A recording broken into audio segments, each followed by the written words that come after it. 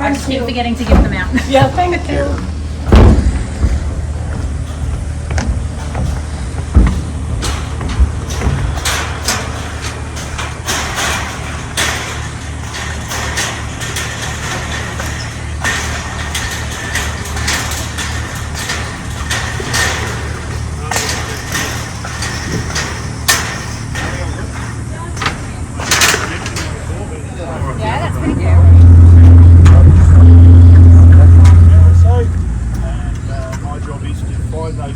Crocodiles, tell you lots of stuff about them. Also answer any questions you might have about crocodiles in the river.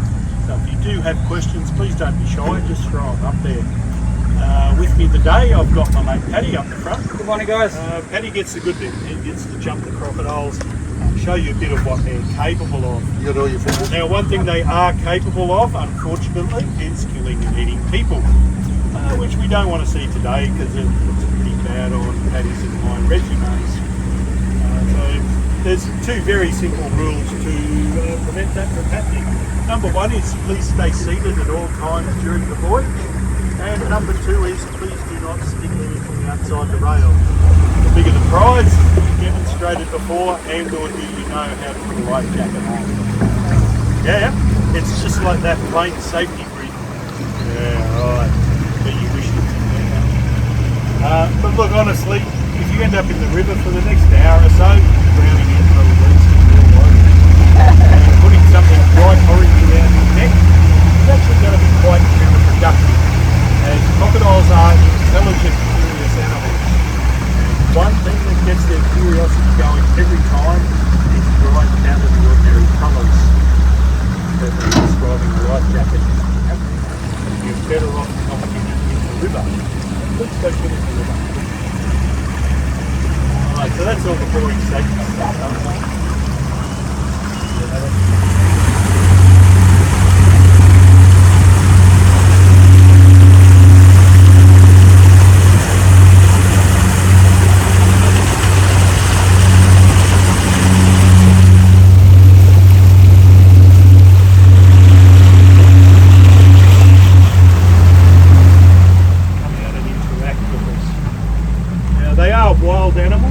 Stress that, and it's entirely up to them if they want to interact with us. Everyone's got to see, and then when we get Stumpy on the other side, we can shuffle over and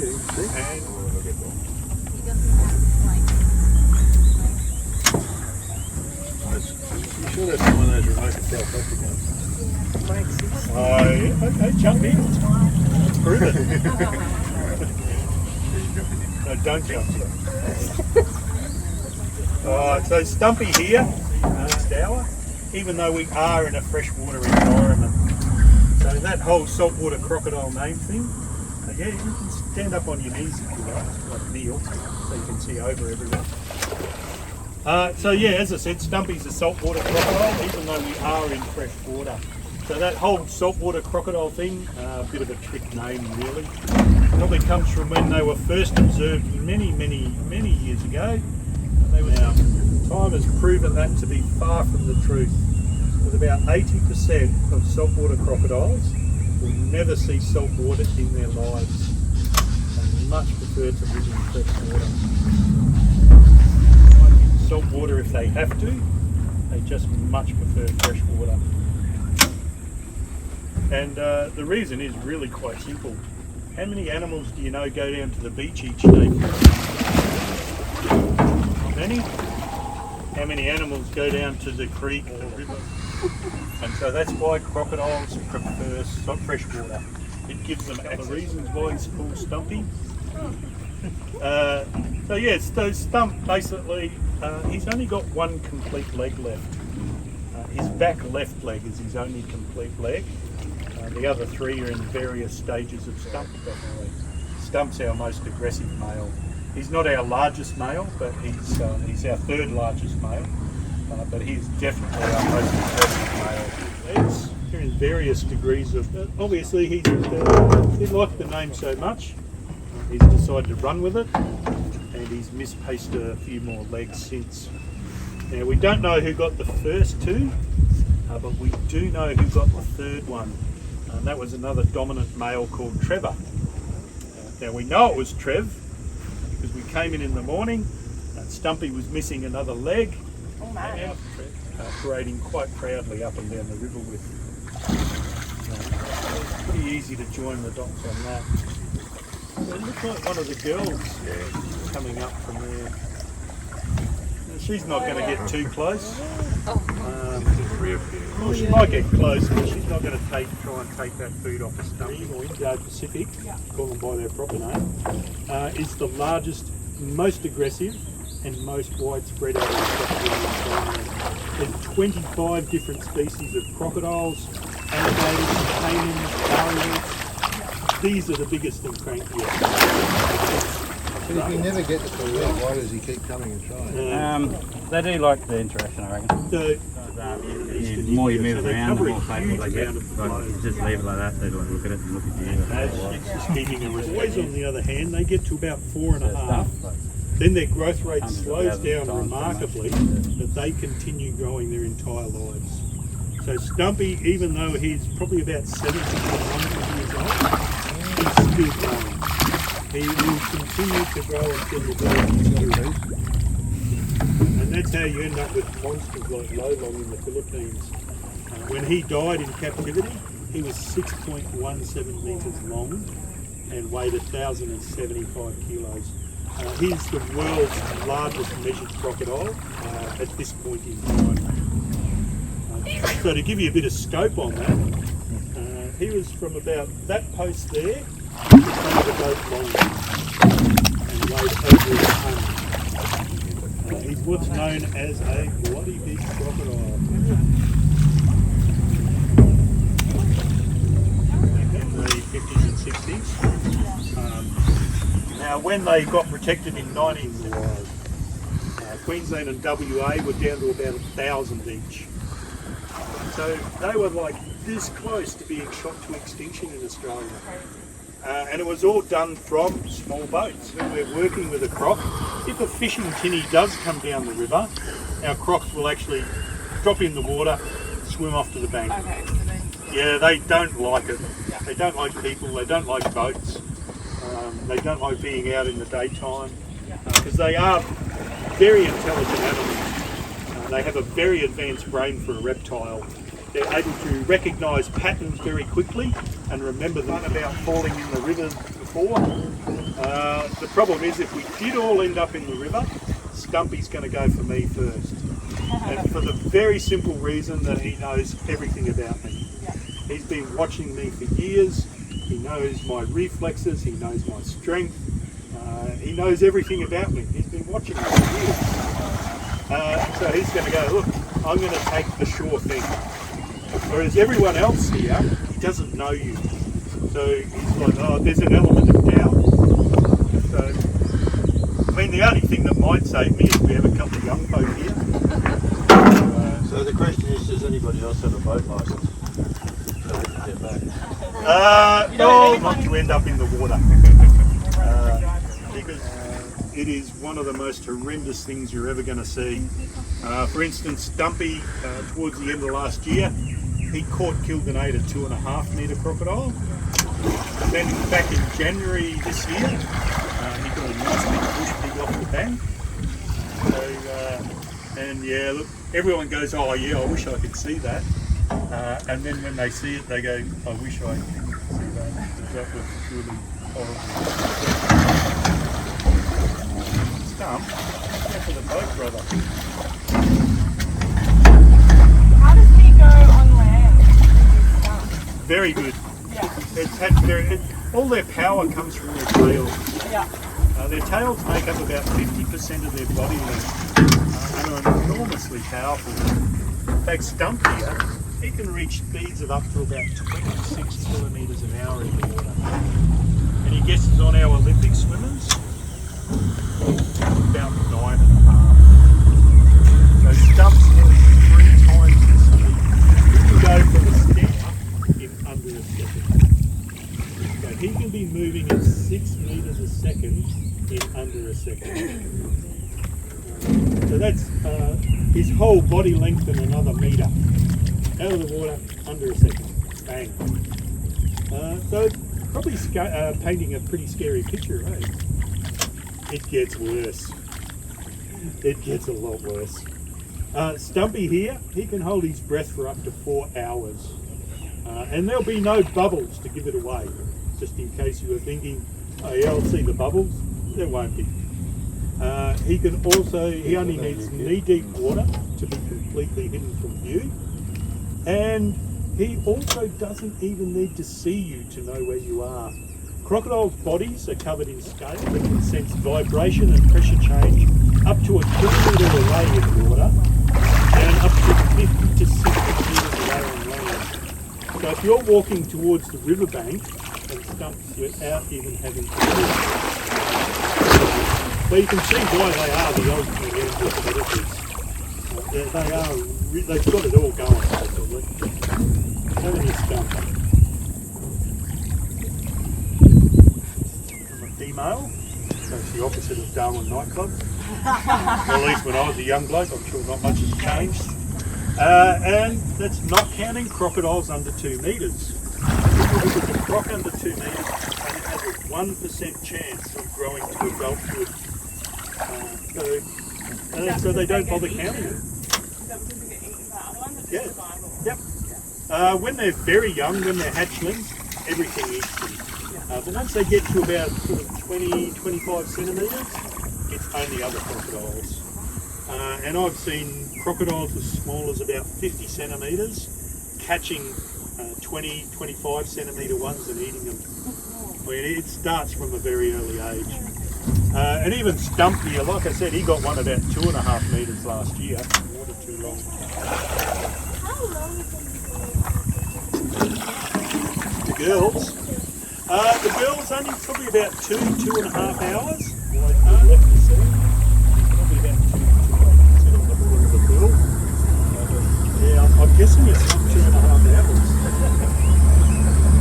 They're very good at it.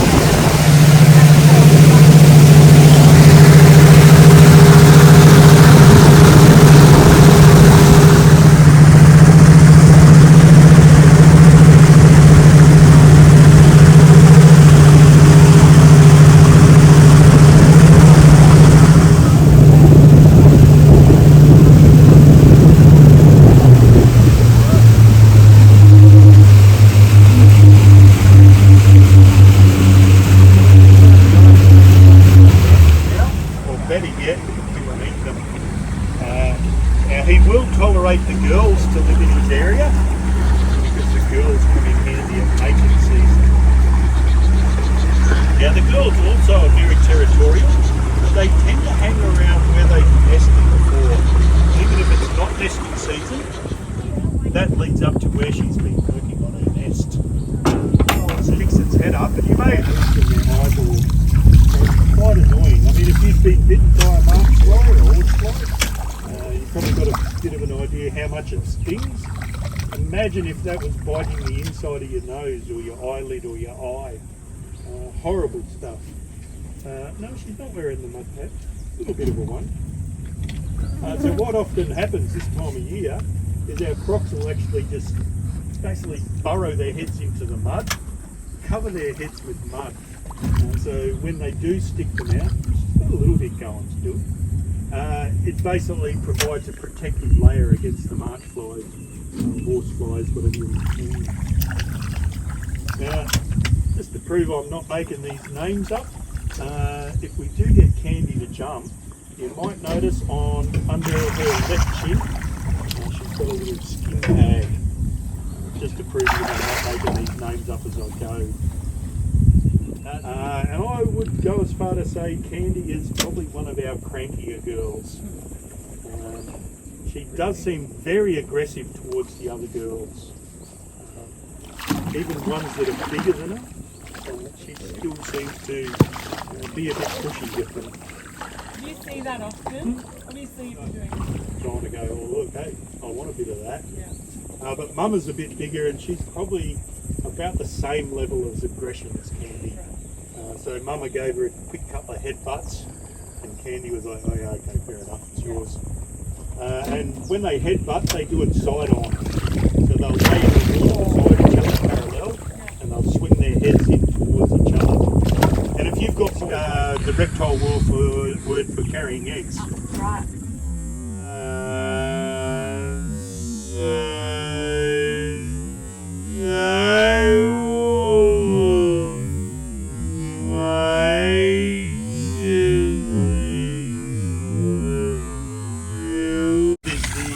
Breakdown of the plant material provides the heat for incubation. Now, so if the girls build their nest too early, it gets too hot. So they may build a second nest, and then they keep waiting for the rain to start. So once the monsoon starts, that's when they'll lay their eggs in that nest, because the monsoonal rain helps control that nest temperature. Otherwise, it's going to get too hot, and those eggs will fail. And in fact, one good trick the croc farms use up here, when mating season hits, they'll turn on the sprinklers in their pens at the same time every afternoon. And then the girls go, hey, the monsoon's here. And then they'll all lay at about the same time, which is great for profitability. If you can get all your crocodiles laying at about the same time, obviously cuts down on your costs. Has there been, has climate change really impacted the timing? We are seeing our girls nest a bit later than normal. But the big one with climate change is that we're seeing crocodiles extend their territory. They're moving further south than they ever have been before. And it's the same with the box jellyfish, the irrigantes, all those animals that live up north because they like hot water.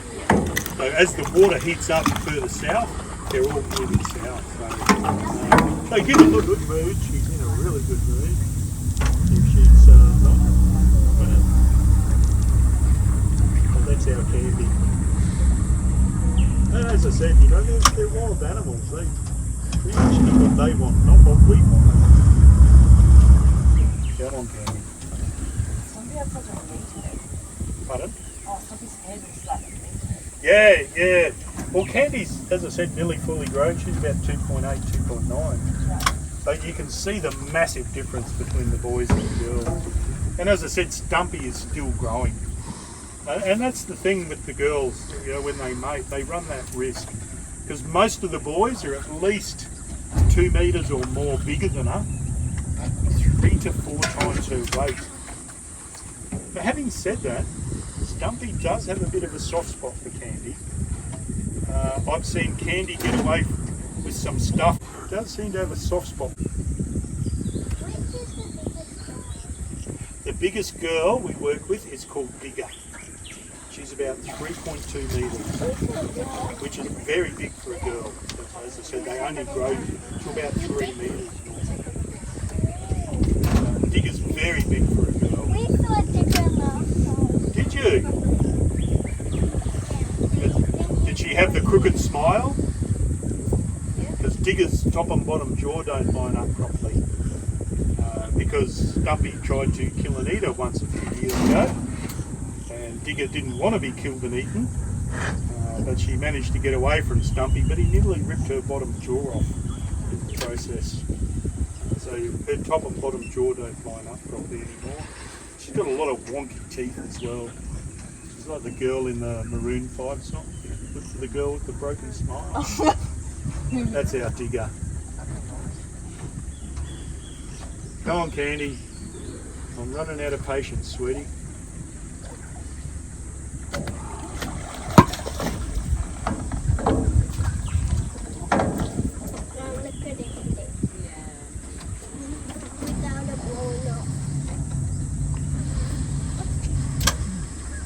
Oh, that's a drink holder.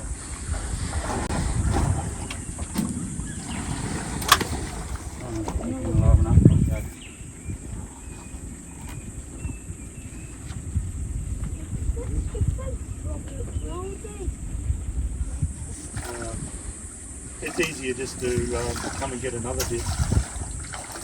I think we're going to have to leave it, Paddy, before we run out of time. Okay. Let's go and see if we can find someone else. I mean, she's a pretty girl, but she tests my patience. Don't you, Candy?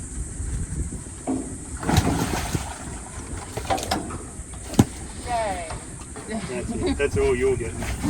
And you didn't even deserve that, Candy. Looks like we got Fluffy up ahead. Get out of the way, hey? Maybe Fluffy up ahead. Oh, I haven't seen him down this far, but let's just go and see.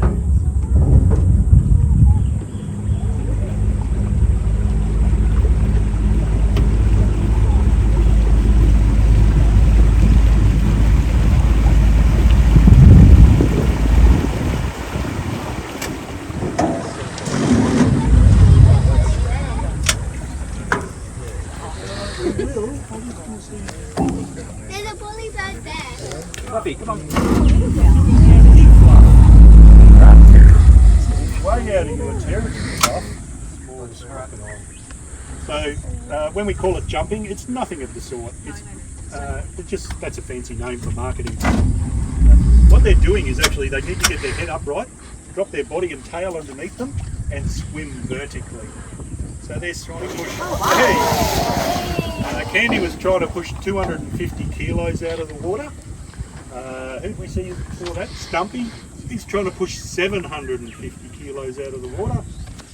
Fluffy trying to push about 25 kilos out of the water. So that's why Fluffy gets a lot higher. Simply because she's a lot smaller. Or he, I don't know. When they're that size, the only way to tell if it's a boy or a girl is a rubber glove and a sense of adventure. So Fluff might be a boy, Fluff might be a girl. Statistically a female, because as I said, 80% of the crocs in the river are. But some of the stuff I've seen in the last couple of months, or the last 12 months, Fluffy seems to have a very high growth rate, which tends to be the male. Because the males, they seem to be getting bigger. So Fluff might be a boy yet. Honestly, I hope Fluffy is a boy, because in 50 years' time, when there's this 5 metre crocodile called Fluffy on the river, yeah, we shot it. that will just make my day. Yeah, we shot that. Yeah.